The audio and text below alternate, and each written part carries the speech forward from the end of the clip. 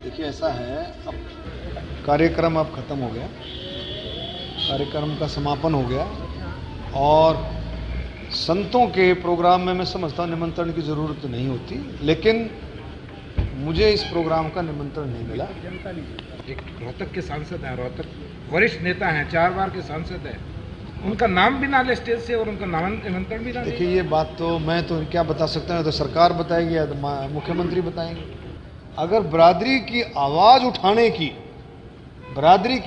उठाने की ये बातें हो सकती हैं तो भाई मैं कहता हूँ मैं बार बार बरादरी की आवाज़ उठाऊंगा, इस ज़मीन की आवाज़ बार बार उठाऊंगा। ज़मीन का फैसला करें, जल्दी से जल्दी क्यों देरी कर रहे हैं।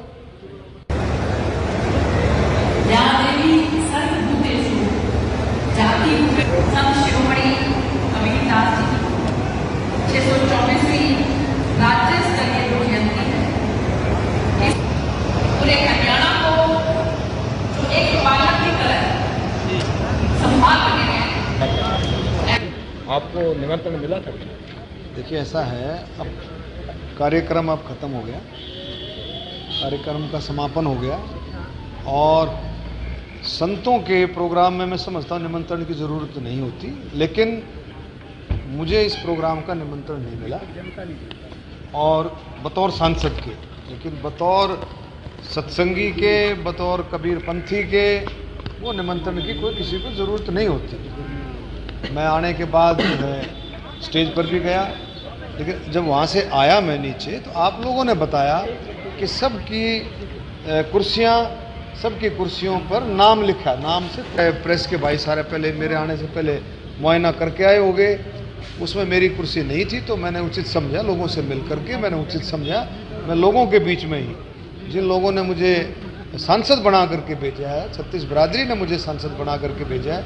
आज कबीर साहब की जयंती में भी दलित, बैकवर्ड सभी बरादरियों के लोग इसमें आए हुए थे और संत कबीर जी वो किसी एक बरादरी के नहीं थे, वो सब के थे और पूरा हरियाणा से इस प्रोग्राम में लोगों ने इसमें हिस्सा लिया। नहीं, आप कबीरपंथी हैं और सत्संगी हैं, आपके फॉरफादर भी रहे हैं, ये आपका बड़प्पन है कि आप उसको सुनने के लिए आए हैं, लेकिन प्रोटोकॉल ये कहता है कि सीएम इस तरह की जो छोटी बात है, एक रोहतक के सांसद हैं, रोहतक वरिष्ठ नेता हैं, 4 बार के सांसद हैं, उनका नाम भी ना ले स्टेज से और उनका निमंत्रण भी ना। देखिए ये बात तो मैं तो क्या बता सकता हूँ, तो सरकार बताएगी या तो मुख्यमंत्री बताएंगे। ये बात तो मुख्यमंत्री बताएंगे या सरकार बताएगी भाई क्या है उनके मन में, क्या है, क्यों ऐसा हुआ। और मैं बतौर एक सत्संगी के, बतौर कबीरपंथी परिवार के, मुझे किसी नौते की ज़रूरत नहीं थी। मैं आया और मैंने लोगों के बीच में बैठ करके सारा मैंने प्रोग्राम देखा। जो आपने आरोप सरकार पे लगाए थे, कहीं ये उसी का नतीजा तो नहीं है कि आपको ना निमंत्रण देना, ना आपके लोकसभा में कार्यक्रम हो, आपकी चेयर लगाना, देखिए तो ये कहीं ना कहीं उसी का तो साइड इफेक्ट नहीं है? ऐसा है कि मैंने जो बात रखी थी प्रहावर वाली ज़मीन की, मैंने पहले भी कहा कि ब्राह्मणों में 36 बरादरी है, ब्राह्मणों में 36 बरादरी का वास ब्राह्मण के अंदर, और अपनी बरादरी के लिए अगर मैंने ज़मीन की मांग की अपनी बरादरी के लिए 15 एकड़ और 3 कनाल, आज तक भी उसका फैसला नहीं हुआ है। मैंने पहले भी कहा कि 2 घंटे के अंदर ये काम हो सकता है। अगर बरादरी की आवाज़ उठाने की ये बातें हो सकती हैं तो भाई मैं कहता हूँ मैं बार बार बरादरी की आवाज़ उठाऊंगा, इस ज़मीन की आवाज़ बार बार उठाऊंगा। ज़मीन का फैसला करें, जल्दी से जल्दी क्यों देरी कर रहे हैं।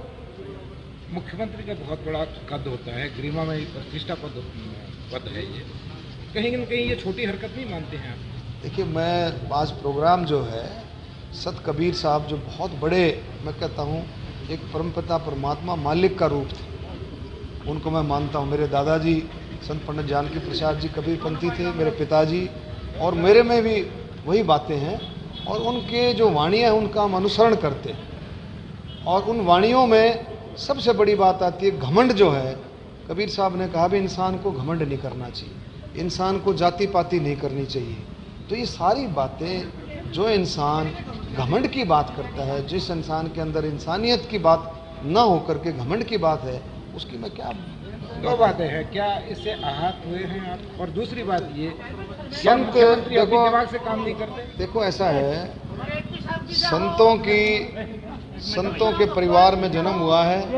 मैं इन बातों को, ऊंच नीच को मैं कभी लेता भी नहीं हूं, और मेरा परिवार और हम सब मिलकर के सेवा ही जो है सबसे बड़ी ताकत है, उसके हम बिल्कुल उसी सिस्टम में हमारा जन्म हुआ है। और ये बातें मैं ज़्यादा इन बातों पर वो नहीं करता हूँ, और इसमें जिसका है, जिसकी जैसी सोच है, पिता परमात्मा मालिक देखेगा इसमें। और लोगों के बीच में बैठ करके हमने इस प्रोग्राम को देखा। डॉक्टर साहब, यहाँ पे एक विरोध भी हुआ। लोग ये कह रहे थे कि SC वर्ग बहाल करने के नाम पे हमें इस कार्यक्रम में बुलाया गया था, लेकिन कोई घोषणा नहीं हुई, इसलिए वो विरोध कर। लेकिन इनका ये भी कहना है कि जो इनकी नौकरियां हैं वो एक विशेष वर्ग के पास चली जाती हैं और ये वंचित रह जाते हैं काफ़ी दिनों से लंबित, और ये बात भी सत्य है। देखिए, ये पहले इसमें मुझे पता है ARB कैटेगरी में इसमें रखा गया था, जो हमारे दलित भाइयों की जो नौकरियां हैं, और हुड्डा के समय में हुड्डा सरकार ने इनको ख़त्म कर दिया था। और मैं कहता हूं कि भाई इसमें ये मांग पर बहुत अच्छे तरीके से सरकार इसमें विचार करे, इसमें गौर करे। पहले ये जो है A और B कैटेगरी में नौकरियां दी जाती थी, इसमें बहुत अच्छे तरीके से गौर करेंगे, सरकार गौर करेगी तो इसमें एक बहुत अच्छा तरीका निकल करके आएगा। इसमें सबका हिस्सा इसमें मिलेगा, इसमें हर एक बरादरी को उसमें हिस्सा मिलेगा। इसमें दानकों को भी हिस्सा मिलेगा, इसमें वाल्मीकियों को भी हिस्सा मिलेगा, और इसमें दलितों में चमार भाइयों को भी अलग से इनका हिस्सा मिलेगा। डॉक्टर साहब, आज जो घटनाक्रम हुआ है, क्या उसको आप अपने केंद्रीय आला नेतृत्व के सामने रखेंगे? क्योंकि आप सांसद हैं, आपके संसदीय क्षेत्र में कार्यक्रम हो रहा था, और वहाँ पर ही सांसद को निमंत्रण न देना, तो क्या केंद्रीय नेतृत्व के सामने ये बात रखी जाएगी? देखिए, निमंत्रण की जो बात है, मैंने पहले कहा, निमंत्रण की बात कोई खास बात नहीं है, लेकिन स्टेज पर जो है बतौर सांसद के इनको ये बड़प्पन दिखाना चाहिए था। लेकिन जो सोच जब ऐसी हो जाए तो मैं क्या कह सकता हूँ, इसमें क्या शिकायत करे क्या ना करे। जब एक respect is commended not demanded, मतलब इज्जत और प्यार जो है वो दिल से है, कोई मांगने से नहीं होता। मतलब कहने की बात यह है कि चाहे बुलाए या ना बुलाए, आप लोगों की आवाज़ उठाते रहेंगे और ऐसे ही चलते रहेंगे। मैंने कहा बरादरी की, मैंने फिर कहा है कि ब्राह्मणों के अंदर 36 बरादरी का वास है। वो मैंने ज़मीन की जो बात उठाई वही मुद्दा है, असली चीज़ तो वही है। परावर वाली जो ज़मीन की बात उठाई वो इंस्टीट्यूशन की ज़मीन है। इंस्टीट्यूशन में हर एक बरादरी के बच्चे पढ़ते हैं और सबको इसका फ़ायदा मिलेगा, सबको फ़ायदा मिलेगा। लेकिन सरकार इस तरफ क्यों ध्यान नहीं दे रही, क्यों जिद लगाए बैठी है, मेरी समझ से बाहर।